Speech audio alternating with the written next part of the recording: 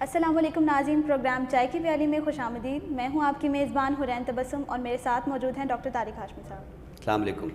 سر، آج کا جو میرا سوال ہے وہ بڑا اہم ہے اور ہماری جو چائے کی پیالی کے ناظرین ہیں ان میں سے بہت سارے لوگوں نے مجھے کہا کہ یہ جو ہے نا وہ اس پہ بات ہونی چاہیے۔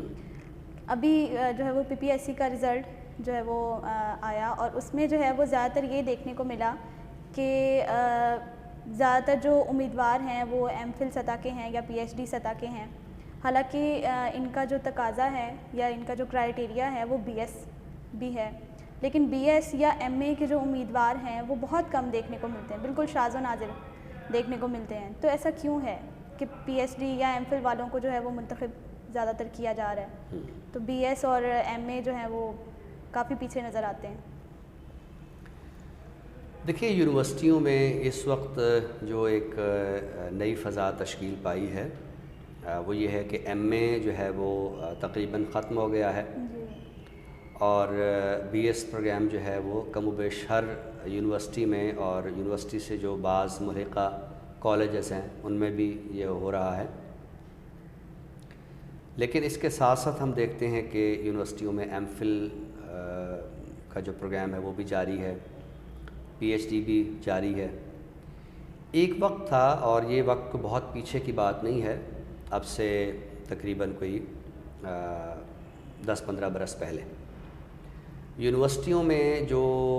سب سے بڑا پروگرام ہوتا تھا وہ ماسٹر کا پروگرام ہوتا تھا، MPhil کا تصور نہیں تھا۔ اور جو PhD ہے یہ صرف وہ افراد کرتے تھے کہ جن کو اپنے سبجیکٹ کے ساتھ ایک خصوصی لگاؤ ہوتا تھا،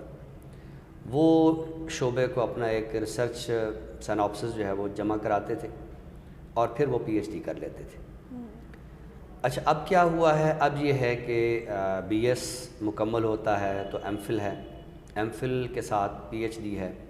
اب جو ہمارے پاس طالب علم آتے ہیں BS میں، تو ان کے ذہنوں میں جو BS کا تصور ہے وہ شاید واضح نہیں ہے، یعنی وہ یہ سمجھتے ہیں کہ BS جو ہے یہ کوئی یونیورسٹی کا کوئی ابتدائی پروگرام ہے، اس کے بعد ہم نے MPhil کرنا ہے،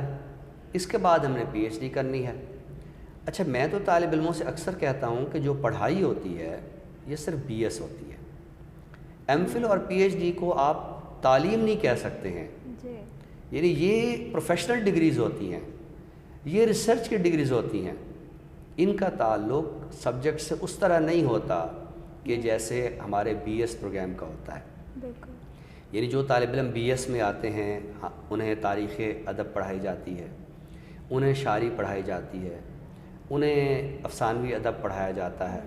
انہیں جو دیگر نثری ادب ہے وہ پڑھایا جاتا ہے، یعنی پورا ادب جو ہے وہ پڑھایا جاتا ہے۔ اس کے ساتھ ساتھ انہیں تنقید کا شعور بھی دیا جاتا ہے۔ تحقیق کہیں آخر میں جو آخری سیمسٹرز ہوتے ہیں ان میں یہ سمجھا جاتا ہے کہ وہ طالب علم کہ جن کے اندر ذوق تحقیق ہے تو ان کو کوئی مقالہ لکھنے کی اجازت دی جائے۔ لیکن میں نے عموماً یہ دیکھا ہے کہ طالب علموں کے ذہنوں میں یہ جو BS پروگرام ہے اس کا تصور واضح نہیں ہے، اور 4 سال یہ کوئی بہت یعنی کم عرصہ نہیں ہے، یہ بہت بڑا عرصہ ہے۔ 4 سال میں کوئی طالب علم چاہے تو وہ اپنے سبجیکٹ کا ایک پورا عالم بن سکتا ہے، پورا یعنی اس کو ایک علم و فضل کی جو ایک یہ سند ہے یہ اس کے لیے بڑی اہمیت رکھتی ہے۔ لیکن طالب علم جو ہے وہ اس درجے کو بہت زیادہ اہمیت نہیں دیتے ہیں، اور پھر ہم دیکھتے ہیں کہ چونکہ وہ 4 سال ایک وقت کا ضیاع جو ہے وہ کر چکے ہوتے ہیں، تو ان کے ذہنوں میں پھر MPhil کے حوالے سے بھی وہ تحرک والا نظریہ نہیں ہوتا، چنانچہ وہ بہت یعنی جو سمجھے کہ ڈگری پہ ڈگری لیے جاتے ہیں، لیکن علم و فضل کی جو معیار ہے وہ نہیں ہوتا جو ہونا چاہیے۔ تو پبلک سروس کمیشن کے یہ جو ابھی تازہ نتائج آئے ہیں یہ میرے لیے اس لحاظ سے بہت مایوس کن ہے کہ پبلک سروس کمیشن کی جو طلب ہے، جو ڈگری ہے وہ BS ہے یا MA ہے، لیکن جو سلیکٹ ہوتے ہیں وہ MPhil ہوتے ہیں، وہ PhD ہوتے ہیں، بہت کم ایسے ہوتے ہیں جو BS ہوں، نہ ہونے کے برابر ہوتے ہیں۔ اور یہ صرف اردو کے حوالے سے نہیں ہے، یہ کم و بیش ہر سبجیکٹ کے حوالے سے۔ تو طالب علموں کو چاہیے، ان کو اگر ایم فل کرنا ہے، ان کو پی ایچ ڈی کرنی ہے، وہ ضرور کریں، اپنی جو ایک پروفیشنل جو ان کی استطاعت ہے اس کو وہ ضرور بڑھائیں،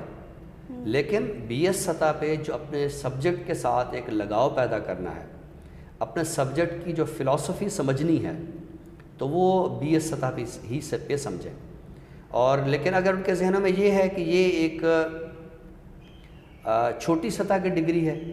اور اصل ڈگری جو ہے وہ تو ایم فل ہے، اصل ڈگری جو ہے وہ پی ایچ ڈی ہے، تو یہ غلط تصور ہے۔ جیسے میں نے کہا کہ ماضی میں یونیورسٹیوں میں سب سے بڑی جو سند ہوا کرتی تھی وہ ماسٹر کی سند ہوتی تھی۔ کالجوں میں طالب علم جو ہے وہ بی اے کرتے تھے۔ اچھا، ایک تو بی اے کی ڈگری جو ہے اس کو کرنے کے بعد طالب علموں میں ایک خاص طرح کی میچورٹی آتی تھی۔ اچھا، وہ سمجھتے تھے کہ اب ہم کالج سے کہاں جا رہے ہیں، اب ہم یونیورسٹی میں جا رہے ہیں، تو ان کے ذہن میں ایک یہ بھی ہوتا تھا کہ ہم ایک بڑے ادارے میں جا رہے ہیں تو ہمیں وہاں زیادہ علم ملے گا، اور وہ ان کو واقعی زیادہ علم ملتا تھا۔ لیکن اب کیا ہے، اب طالب علم F A F S C کر کے تو براہ راست جو ہے وہ آ جاتے ہیں کسی بھی سبجیکٹ میں۔ اچھا، پہلے تو یہ ہوتا تھا کہ جو ایم اے میں طالب علموں کو اسی مضمون میں داخلہ ملتا تھا کہ جس مضمون میں انہوں نے بی اے کا مضمون رکھا ہوتا تھا، لہٰذا بی اے میں ان کی بنیاد بھی بنی ہوتی تھی۔ اب مسئلہ یہ ہے کہ F A F S C کرنے کے بعد وہ کسی بھی پروگرام میں آ جاتے ہیں، تو جب وہ کسی بھی پروگرام میں آ جاتے ہیں تو ان کی جو بنیاد ہے وہ نہیں ہوتی ہے، تو وہ 4 سال اس سبجیکٹ کو شاید سمجھنے میں بھی لگا دیتے ہیں۔ لیکن جیسے میں نے کہا کہ اگر وہ سمجھنا چاہیں تو 4 سال بہت ہے، وہ اپنے سبجیکٹ کو سمجھ بھی سکتے ہیں، اپنے سبجیکٹ کے حوالے سے ان کا نالج بھی ہو سکتا ہے۔ لیکن اگر ان کے ذہنوں میں یہ ہے کہ یہ ایک بہت معمولی ڈگری ہے، تو اگر وہ یہ سمجھیں گے تو پھر یہی نتائج ہمارے سامنے آئیں گے کہ جو ہمارے سامنے آ چکے ہیں۔ تو میں بحیثیت استاد طالب علموں کو یہ پیغام دوں گا کہ یہ جو بی ایس پروگرام ہے اس کو وہ ایک ایسی اہمیت دیں کہ اگر وہ ایم فل اور پی ایچ ڈی نہ بھی کریں تب بھی وہ اپنے مضمون کی جو فلسفی ہے، اپنے مضمون کی جو کیمسٹری ہے، اس کے ساتھ ان کا ایک ذوق پیدا ہو، ان کے ساتھ ان کا ایک ایسی آگاہی ہو کہ وہ یہ سمجھ سکیں کہ ہمارا سبجیکٹ ہم سے کیا چاہ رہا ہے، میرے سبجیکٹ کا جو ڈومین ہے وہ کیا ہے، میں اپنے سبجیکٹ میں کس حد تک اپروچ اپنی آگے بڑھا سکتا ہوں۔ تو اگر وہ بی ایس کو اتنی سنجیدگی سے لیں گے تو تب جا کر پبلک سروس کمیشن میں جو بی ایس کی بنیاد پہ کسی کی بطور لیکچرر جو انتخاب وہ ہوگا، ورنہ وہ ایم فل بھی کر لیں گے، پی ایچ ڈی بھی کر لیں گے، اور ایک عمر کا ایک حسین جو عرصہ ہے وہ بس اسی لگن میں اور جستجو میں گزار دیں گے۔ تو میں چاہوں گا کہ ان کو وقت پہ ایک اچھی ملازمت جو ہے وہ ملے، تو یہ اسی صورت میں ممکن ہے کہ وہ بی ایس کا جو درجہ ہے تعلیم کا، اس کی فلسفی کو سمجھیں اور اس کو مناسب وقت دیں۔ بہت خوبصورت، آپ نے بڑے اچھے طریقے سے وضاحت کی اور بڑی اچھی تجویز بھی پیش کی کہ ہمیں جو ہے وہ بی ایس کے درجے پہ ہی اپنے آپ کو جو ہے وہ اس طرح بنا لینا چاہیے کہ ہمیں جو ہے وہ آگے اس طرح کے مسائل کا سامنا نہ کرنا پڑے۔ تو پروگرام کے اگلے حصے کی جانب بڑھتے ہیں جس میں ایک ادبی اصطلاح ہے۔ تو سر، آج میں پوچھنا چاہوں گی کہ یہ کارنیولائزیشن کیا ہے؟ کارنیولائزیشن کیا ہے؟ یہ جو کارنیوال ایک لفظ ہے، یہ ایک میلے کا نام ہے۔ اچھا، یہ جو میلہ ہوتا ہے نا، اس میں ہم دیکھتے ہیں کہ ایک تو انسانوں کا جو جوش و خروش ہوتا ہے وہ ذرا اور نوعیت کا ہوتا ہے، چونکہ میلے میں انسان کو قدر آزادی ملتی ہے، انسان جو ہے وہ بہت سارے سماجی حدود و قیود جو ہوتی ہیں ان کی پیروی نہیں کر رہا ہوتا۔ میلے میں لوگ رقص کر رہے ہوتے ہیں، میلے میں لوگ گانے گا رہے ہوتے ہیں، میلے میں لوگ تماشے دکھا رہے ہوتے ہیں، میلے میں لوگ جو کھانے ہوتے ہیں وہ بھی ہماری جو روزمرہ کے معمولات کے کھانے ہوتے ہیں وہ نہیں ہوتے ہیں، ایک بڑی مختلف کھانے ہوتے ہیں۔ ٹھیک ہے، یہ باتیں میں اس لیے کر رہا ہوں کہ اگر ہم میلے کی جو فضا ہے اور اس میں جو بننے والی جو نفسیات ہے، ہم اگر اس کو سمجھیں تو پھر ہم کارنیولائزیشن کی جو اصطلاح ہے اس کو ہم سمجھ سکتے ہیں۔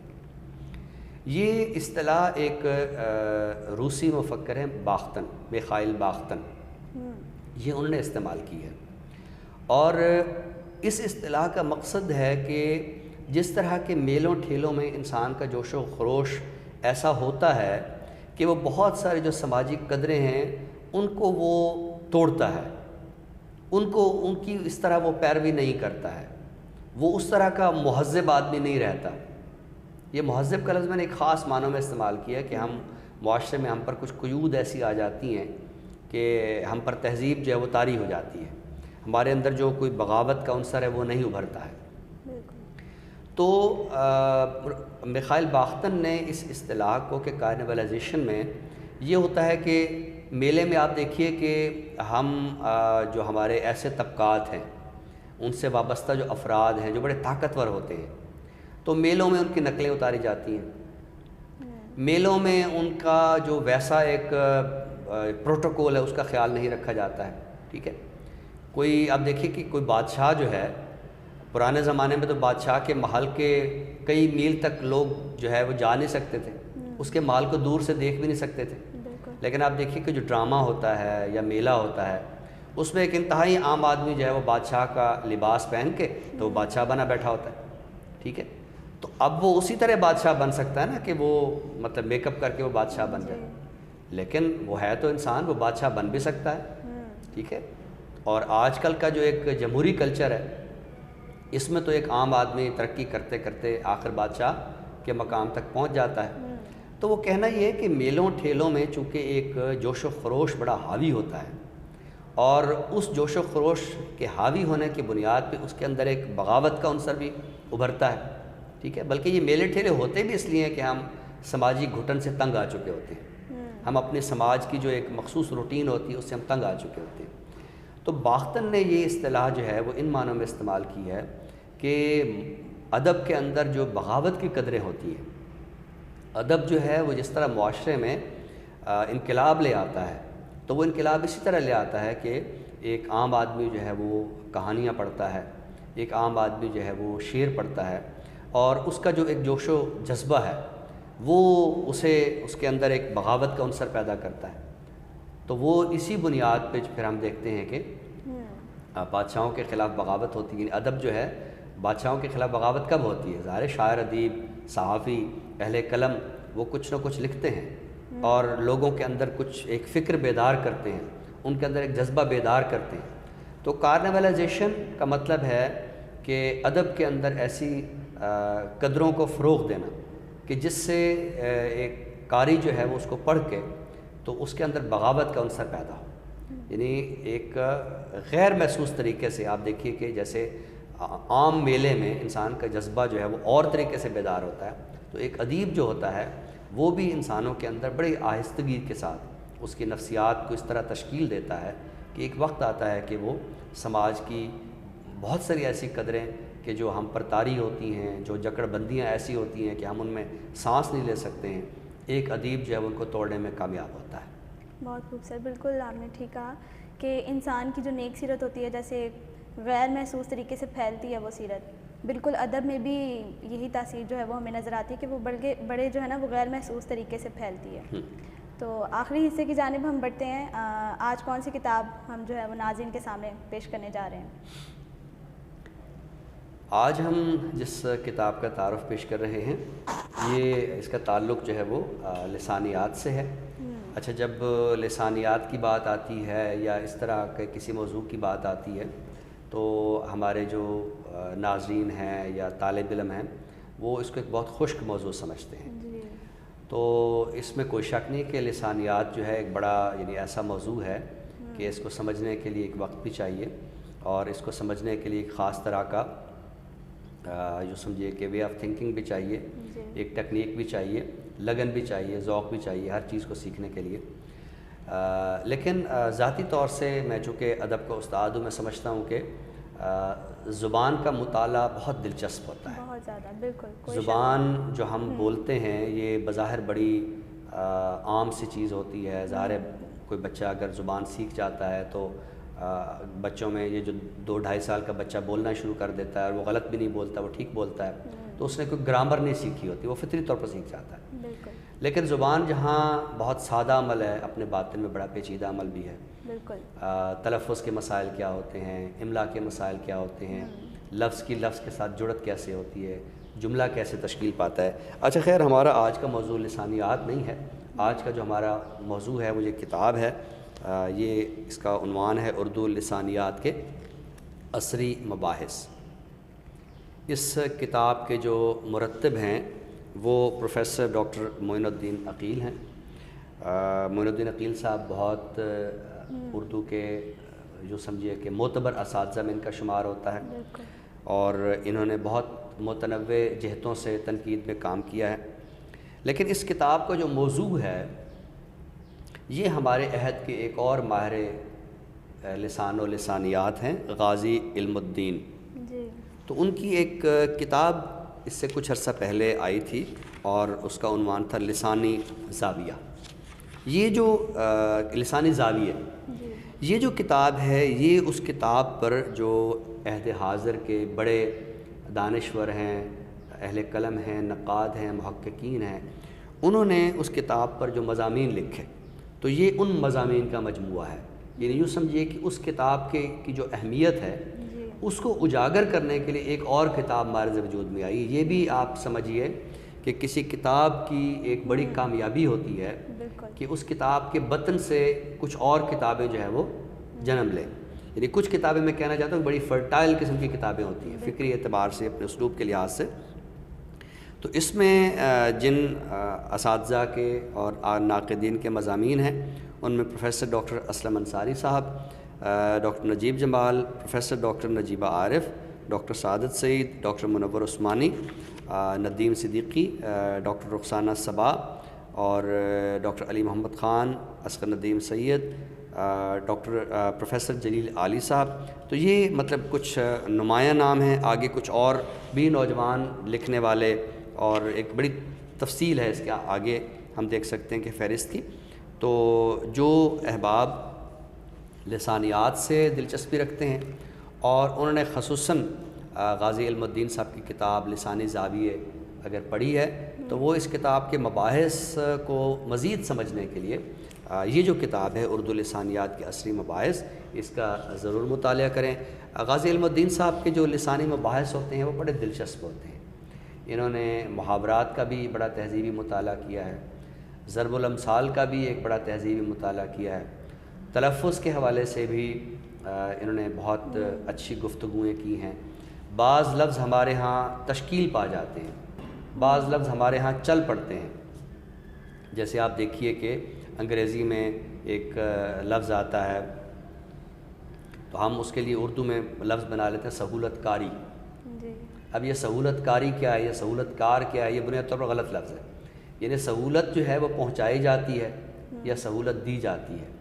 تو اس کے لیے سہولت دہندہ کا لفظ ہونا چاہیے، سہولت رساں کا لفظ ہونا چاہیے، لیکن ہمارے ہاں ایک لفظ سہولت کار جو ہے وہ چل پڑا ہے. تو اس طرح کے جو لفظوں کی باریکیاں ہیں ان پر غازی علم الدین صاحب نے بڑے تہذیبی انداز سے ان پر غور کیا ہے اور ان کی ماہیت پر بہت ہی دلچسپ انداز میں لکھا ہے. تو جو احباب بھی